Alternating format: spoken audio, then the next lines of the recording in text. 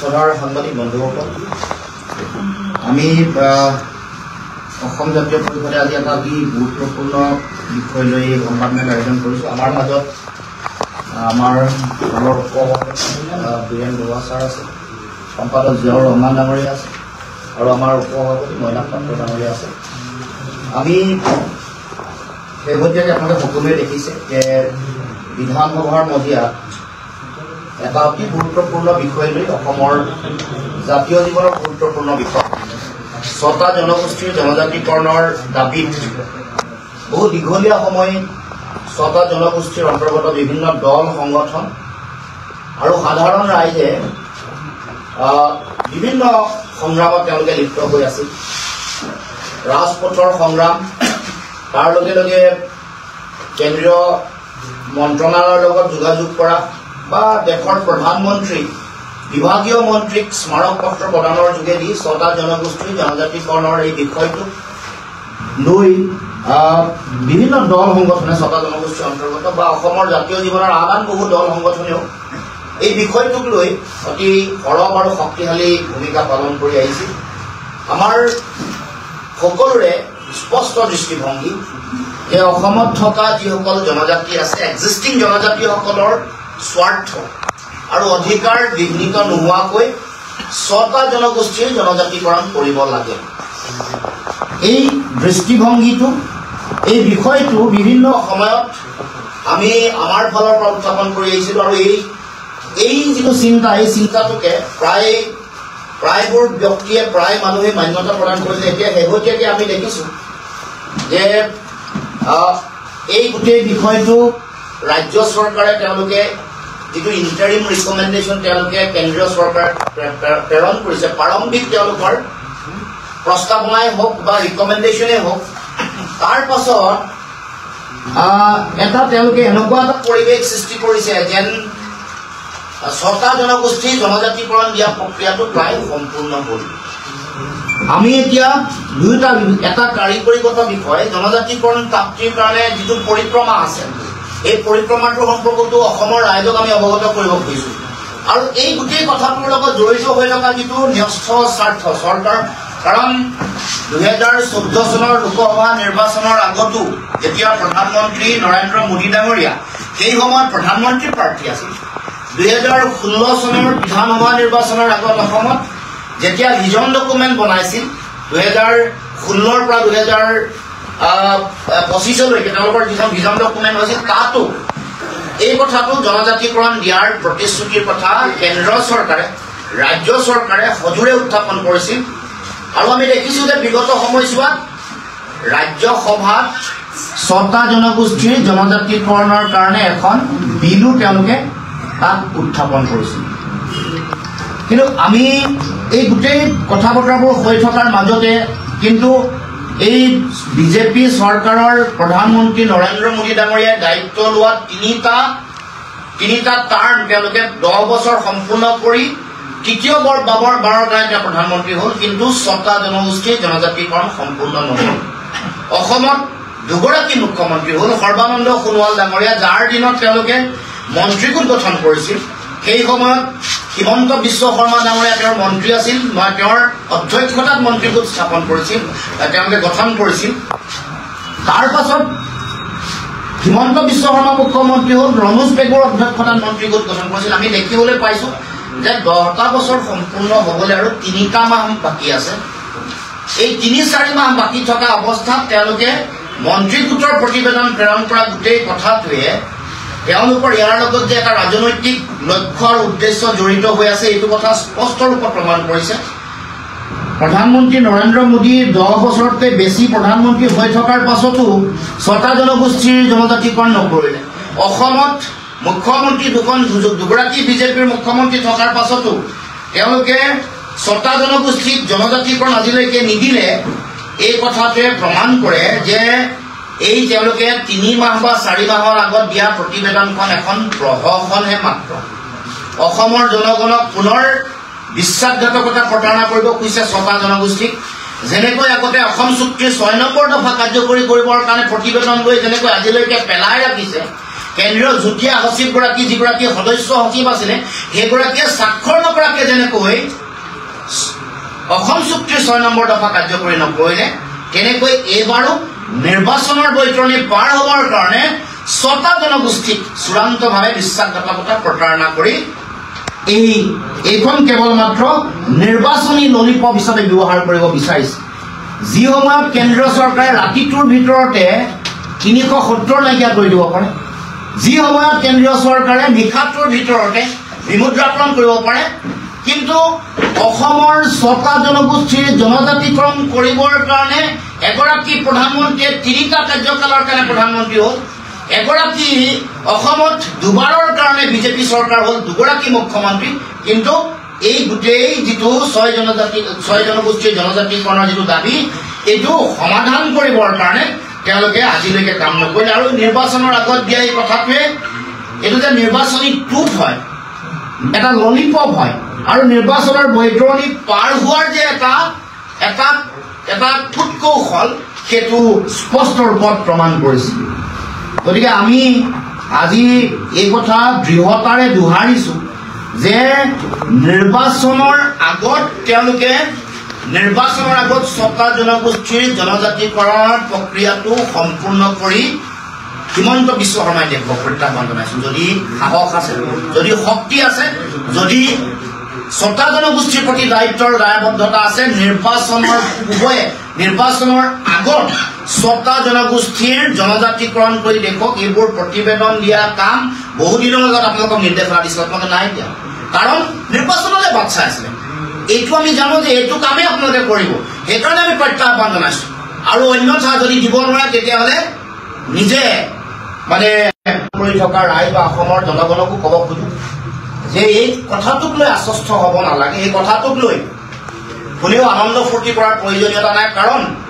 মূল কথাটো হ'ল দীঘলীয়া সংগ্ৰাম চলি আছে, সংগ্ৰামৰ মাজত এই বিষয়বোৰ উত্থাপন হৈ আছে, কিন্তু এই গোটেই কথা বতৰাবোৰ তেওঁলোকে 6 জনজাতিকৰণৰ প্ৰক্ৰিয়াটো তেওঁলোকে সম্পূৰ্ণ কৰা নাই, নকৰি কেৱল মাত্ৰ প্ৰতিবেদন দিয়ে বা দায়িত্ব সামৰিব কৈছে। গতিকে আমি ক'ব খোজা কথাটো হ'ল যে যদি দিব পাৰে নিৰ্বাচনৰ পূৰ্বে তেতিয়া এই কথাটোক লৈ শলাগ ল'বলগীয়া কথা আছে। যদি দিব নোৱাৰাটো আমি 100% চিয়'ৰ, দিব নোৱাৰাৰ এই গোটেই কথাটোক লৈ যাতে পৰৱৰ্তী দিনত ৰাজনৈতিকভাৱে কাকো ব্যৱহাৰ কৰিবলৈ যাতে সুযোগ নাপায় তাৰ কাৰণে আমি সকলোৱে লক্ষ্য ৰাখিব লাগিব। ৰাজনৈতিকভাৱে ব্যৱহাৰ কৰাৰ যিটো ৰণকৌশল আৰম্ভ কৰিছে, ভোট লোৱাৰ যিটো অংক আৰম্ভ কৰিছে, এইটো আমি সকলোৱে 6টা জনগোষ্ঠীৰ জনগণে প্ৰত্যেকেই প্ৰতিগৰাকী নাগৰিক, নেতা, কৰ্মকৰ্তাই নিৰ্মোহভাৱে কথাটো বিশ্লেষণ কৰিব। এইটোৰ টোপ লৈ এইটোৰ টোপ দি তেওঁলোকে যাতে নিৰ্বাচনৰ বৈতৰণি পাৰ হ'ব নোৱাৰে তাৰ কাৰণে আমি সজাগ সচেতন হৈ থাকিবলৈহে আজি সংবাদ মাধ্যমৰ যোগেদি সকলোকে আহ্বান জনাইছোঁ। কাৰণ আপোনালোকে জানে যে সংবিধানৰ 342 নম্বৰ অনুচ্ছেদত জনজাতিকৰণৰ প্ৰক্ৰিয়াটো ইয়াৰ দ্বাৰা সম্পূৰ্ণ হয়। প্ৰথমে দাবী উত্থাপন কৰিব লাগে, সকলো 6টা জনগোষ্ঠীৰ বিভিন্ন দল সংগঠনে দাবী উত্থাপন কৰিছে। দাবী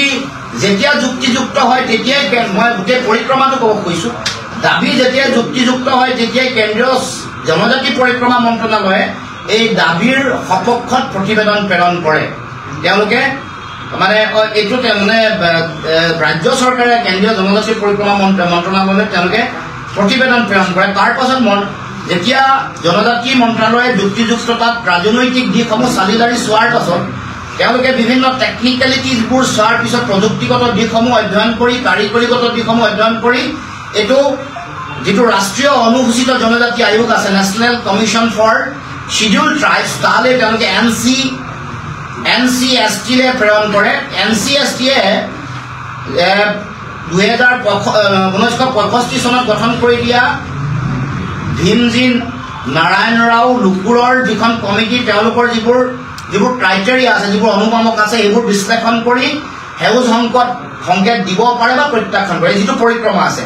NCST-য়ে অনুমোদন দিলে ভাৰত চৰকাৰৰ যি RGI register general of India তালৈ প্ৰেৰণ কৰে, মহাপঞ্জীয়কলৈ প্ৰেৰণ কৰে। RGI-য়ে জনজাতিকৰণৰ গোটেই দাবীটো প্ৰযুক্তিগত দিশ, যিবোৰ কাৰিগত দিশ, টেকনিকেলিটি বুলি কয়, এইবোৰ পুনৰ পৰীক্ষা কৰাৰ লগতে সাংবিধানিক বিধি ব্যৱস্থাসমূহো তেওঁলোকে প্ৰণালীবদ্ধভাৱে গোটেই প্ৰচিডিউৰেল কথাবোৰ তেওঁলোকে চাই আৰু এইটো মানি যদি পৰীক্ষা তেওঁলোকে অনুমোদন দিব পাৰি বুলি ভাবে তেওঁলোকে অনুমোদন দিয়ে নতুবা প্ৰত্যাখ্যান কৰে RGI যেতিয়া অনুমোদন দিয়াৰ পাছত জনজাতি পৰিক্ৰমা মন্ত্ৰণালয়ে গোটেই বিষয়টো কেন্দ্ৰীয় গৃহ কেন্দ্ৰীয় আইন আৰু বিত্ত মন্ত্ৰণালয়লৈ প্ৰেৰণ কৰি তেওঁলোকৰ মতামত লয় আৰু মতামত লোৱাৰ পাছত কেন্দ্ৰীয় কেবিনেটলৈ তেওঁলোকে প্ৰেৰণ কৰে কেবিনেটে সকলো দিশ পৰীক্ষা নিৰীক্ষা কৰি অনুমোদন জনোৱাৰ পাছত অনুমোদন তেওঁলোকে জনাবও পাৰে বা প্ৰত্যাখ্যান কৰিবও পাৰে সংসদীয় পৰিক্ৰমা মন্ত্ৰণালয়ৰ জৰিয়তে এই গোটেই বিষয়টো অনুমোদন যেতিয়া হয় তেতিয়া সংসদীয় সচিবলে সংসদৰ সচিবালয়লৈ প্ৰেৰণ কৰা হয় আৰু যেতিয়াই দুয়োখন গোটেই বিষয়টো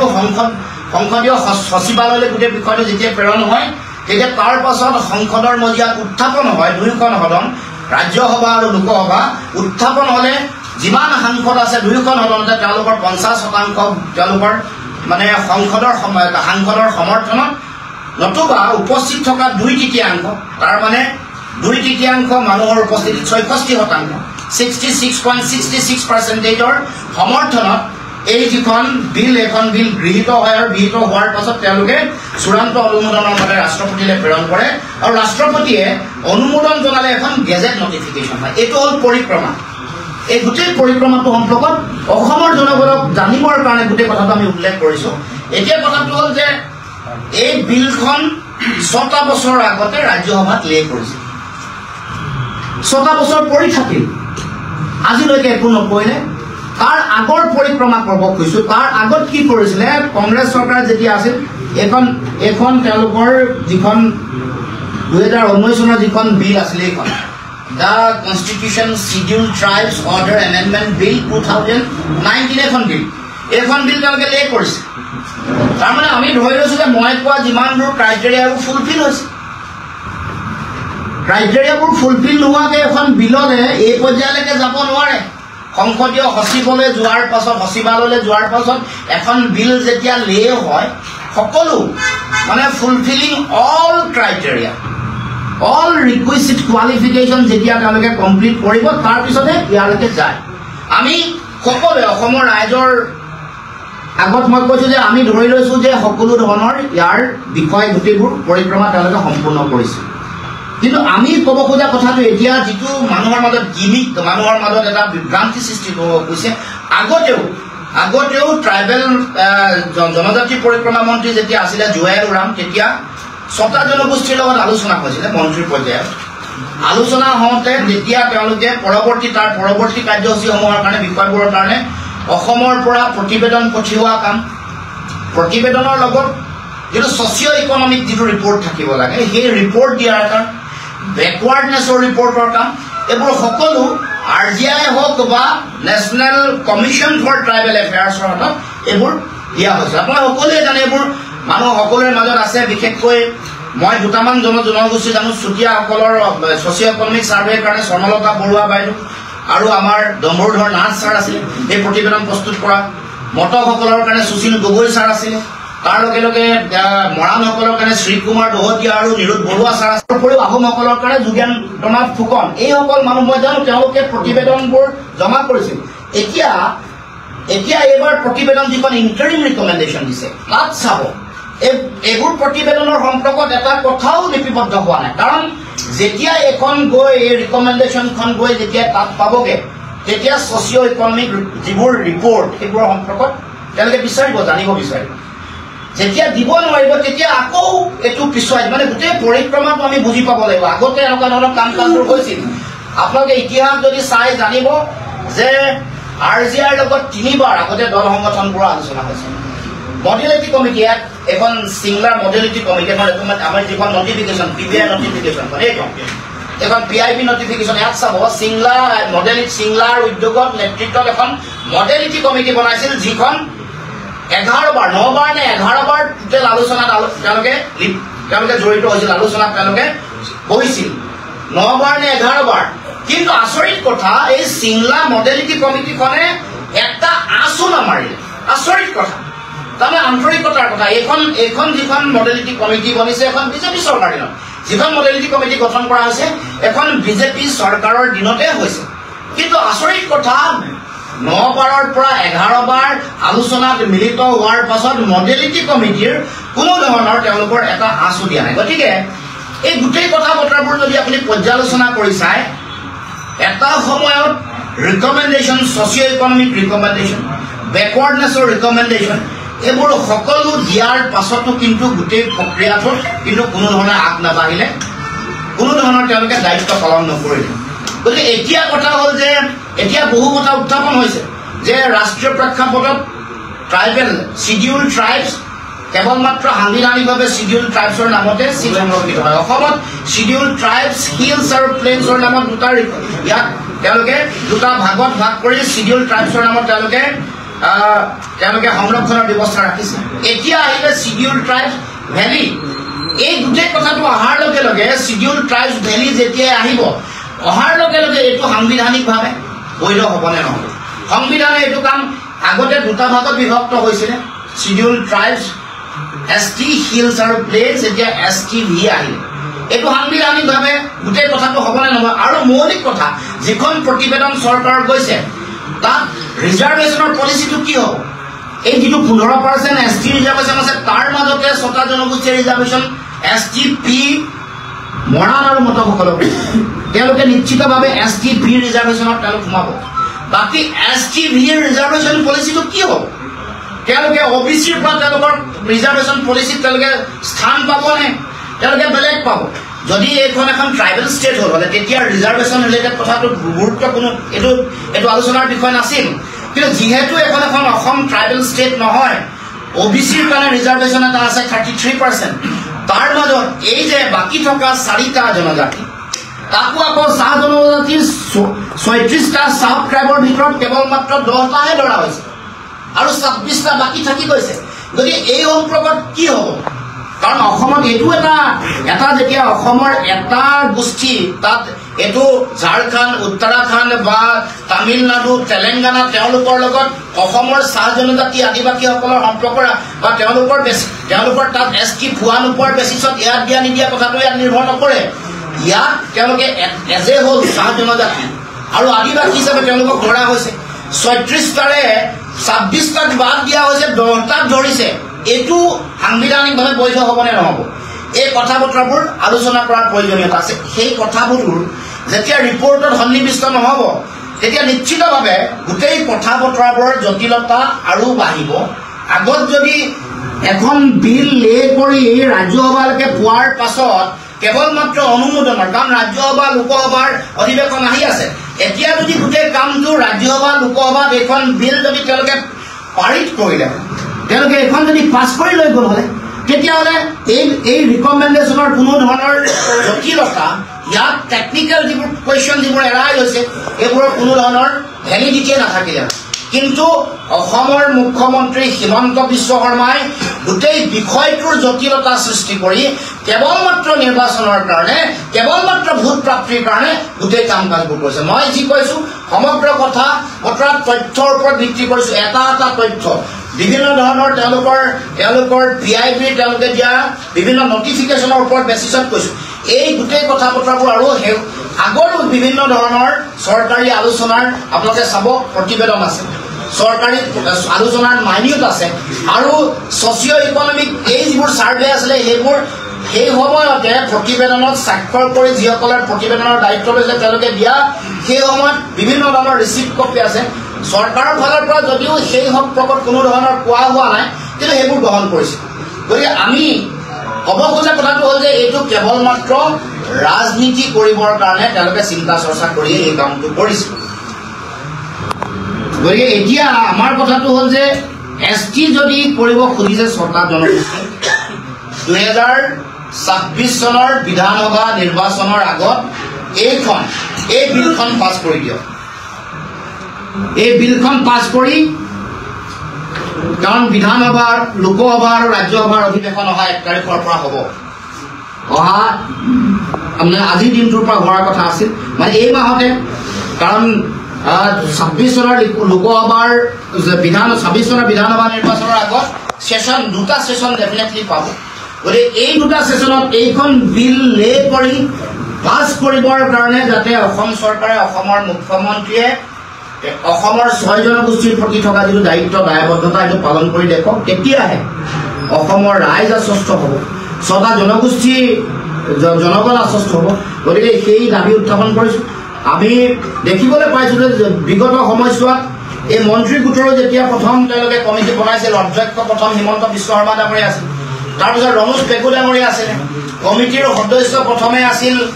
অতুল বৰা ডাঙৰীয়া যোগেন মোহন আৰু সঞ্জয় কিষাণ এতিয়া অতুল বৰা যোগেন মোহন আৰু সঞ্জয় কিষাণে গমেই নাপায় যে তেওঁলোকে মন্ত্ৰী গোটৰ সদস্য নহয় এতিয়া মন্ত্ৰী গোটৰ সদস্য হ'ল অসমৰ মুখ্যমন্ত্ৰীগৰাকী কেশৱ মহন্ত আৰু ৰমেশ পেগু যে এনেকুৱা ধৰণৰ কাৰবাৰ চলি আছে ৰাইজৰ জ্ঞাতাৰ্থে এইটো বিষয়ে উত্থাপন কৰিছে যে হঠাৎ অতুল বৰা যোগেন মোহন আৰু সঞ্জয় কিষাণ বাৰু এতিয়া মন্ত্ৰী নহয় কিন্তু অতুল বৰা আৰু যোগেন মোহন এতিয়াও মন্ত্ৰী আছে তেওঁলোকে হঠাৎ গম নাপায় যে তেওঁলোকে মন্ত্ৰী গোটৰ সদস্য নহয় এনেকুৱা ধৰণৰ কথা বতৰা চলি আছে এইবোৰ ৰাইজৰ জ্ঞাতাৰ্থে জনাব খুজিছোঁ আমাৰ মৌলিক বিষয়টো হ'ল 2026 চনৰ নিৰ্বাচনৰ আগত এক্সিষ্টিং বিলখন লে কৰক পুনৰ আৰু এখন পাছ কৰি অসমৰ ৰাইজক তেওঁলোকক পতিয়ন দিয়ক নহ'লে এনেকুৱা ধৰণৰ কথা বতৰা প্ৰতিটো নিৰ্বাচনৰ আগত প্ৰতিটো নিৰ্বাচন আহিলেই জনজাতিকৰণ নিৰ্বাচন আহিলেই অসম চুক্তি নিৰ্বাচন আহিলে অসম চুক্তিৰ 6 নম্বৰ দফা নিৰ্বাচন আহিলে প্ৰধানমন্ত্ৰী স্তৰত আলোচনা নিৰ্বাচন আহিলে গৃহমন্ত্ৰী স্তৰত আলোচনা এইবোৰ আৰু কিমান আমাক ৰাইজক জনগণক এনেকৈ মিথ্যাচাৰেৰে ভোট লৈ থাকিব কিমান আমাক ঠগি থাকিব কিমান ঠগ প্ৰবঞ্চনা কৰি থাকিব সন্মানীয় মুখ্যমন্ত্ৰী আৰু প্ৰধানমন্ত্ৰী ডাঙৰীয়া আৰু এনেকুৱা ধৰণৰ নাটক বন্ধ কৰি অসমৰ মানুহৰ প্ৰতি প্ৰকৃত দায়িত্ব পালন কৰিবৰ কাৰণে আপোনালোকক আহ্বান জনাইছোঁ নাটক বন্ধ কৰক প্ৰকৃত দায়িত্ব পালন কৰক আৰু আমি গোটেই বিষয়বোৰ উত্থাপন কৰিছোঁ সেই মৰ্মে প্ৰধানমন্ত্ৰীক এই বিষয়বোৰ অৱগত কৰি আগন্তুক দিনসমূহত এই বিলখন পাছ কৰিবৰ কাৰণে আমি দাবী উত্থাপন এতিয়া কথাটো হ'ল 6 জনগোষ্ঠীয়ে একদিন যথেষ্ট তেওঁলোকে উৎসৱ পালন কৰিছে আনন্দ কৰি আছে আপুনি ক'লে যে আনন্দ কৰিব নালাগে প্ৰয়োজন নাই তেওঁলোকে একো অধ্যয়ন নকৰাকৈ আনন্দ কৰিছে আন্দোলন কৰা 6টা জনগোষ্ঠীৰ নেতৃত্বই চব মূল কথাটো হ'ল 26ৰ আগত 26ৰ বিধানসভা নিৰ্বাচনৰ আগত জনজাতিকৰণ দিব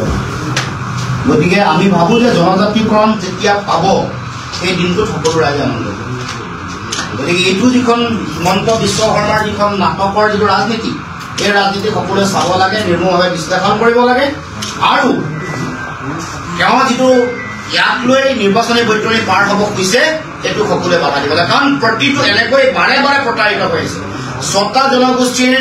যিসকল ৰাইজ আছে বাৰে বাৰে প্ৰতাৰিত প্ৰতিটো নিৰ্বাচন যায় নিৰ্বাচনৰ আগত এটা আশা দিয়ে তাৰ পাছত আকৌ তেওঁলোকে গোটেই বছৰ যদি বহি থাকে কোনো কাম নকৰে প্ৰতিবেদন তেওঁলোকে নিদিয়ে সেইবোৰ কথা আমি ইতিহাস ইয়াৰ সাক্ষী গতিকে ইতিহাস চাই আমি সিদ্ধান্ত ল'ব লাগিব সকলোৱে কাম কাজ কৰিব লাগিব এতিয়া অসমৰ বাহিৰতো ST আছে ST প্লেন হিলছ কোনো ৰাজ্যত নাই যদি এমেণ্ডমেণ্ট কৰি ভেলিটো ভৰাব পৰা সম্ভাৱনা আছে নেকি আছে যদি কৰিব লাগিব লোকসভা আৰু ৰাজ্যসভা আহি আছে কৰক আমিতো এইটোৱে কৈছোঁ তেতিয়াহে আশ্বস্ত হ'ম তেতিয়া সেইদিনাখনে আনন্দ কৰাৰ প্ৰয়োজনীয়তা আছে যিদিনাখন অসমৰ ৰাইজে 6টা জনগোষ্ঠীৰ ললিপপ দিছে যদি ললিপপ দিছে এই 6 জনগোষ্ঠীৰ নেতৃত্ব যিসকল নেতৃত্বৰ লগত আপোনাৰ সুসম্পৰ্ক আছে আপুনি আচুৰ যেতিয়া দায়িত্বত আছিলে সেইসকলে কি একো অধ্যয়ন নকৰাকৈ গ্ৰহণ কৰি লৈছে নেকি তেওঁলোকে উৎসৱ পালন কৰিছে নেকি অসমতে সুসম্পৰ্ক আজিও আছে ভৱিষ্যতেও থাকিব কিন্তু মই যিখিনি কৈছোঁ যুক্তিৰে কৈছোঁ mobile plus physiotherapy wellness and rehabilitation centre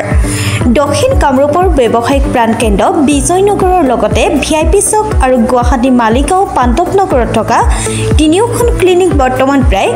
20 বছৰৰ অভিজ্ঞতা পুষ্ট তথা এতিয়ালৈকে প্ৰায় 40,000 ৰোগীক সুস্থ কৰি তোলা ডক্টৰ পল্লৱী নাথৰ তত্ত্বাৱধানত চলি আছে এই ফিজিঅ'থেৰাপি চেণ্টাৰ তিনিটাত বৰ্তমান অভিজ্ঞ ডক্টৰৰ দ্বাৰা যিকোনো জটিল ফিজিঅ'থেৰাপি চিকিৎসাৰ লগতে যিকোনো ৰোগীৰ ঘৰলৈ গৈ চিকিৎসা সেৱাৰ সুব্যৱস্থাও ৰাখিছে আমাৰ ঠিকনা mobile plus physiotherapy wellness and rehabilitation centre opposite Uparhali Bijoynagar SBI branch আমাৰ VIP চকৰ ঠিকনাটো হ'ল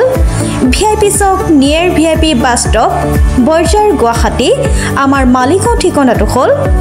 Celas 360 Physiotherapy and Rehabilitation Center Maligaon পাণ্ডৱনগৰ Guwahati 12 আমাৰ যোগাযোগ নম্বৰ হৈছে 8011744696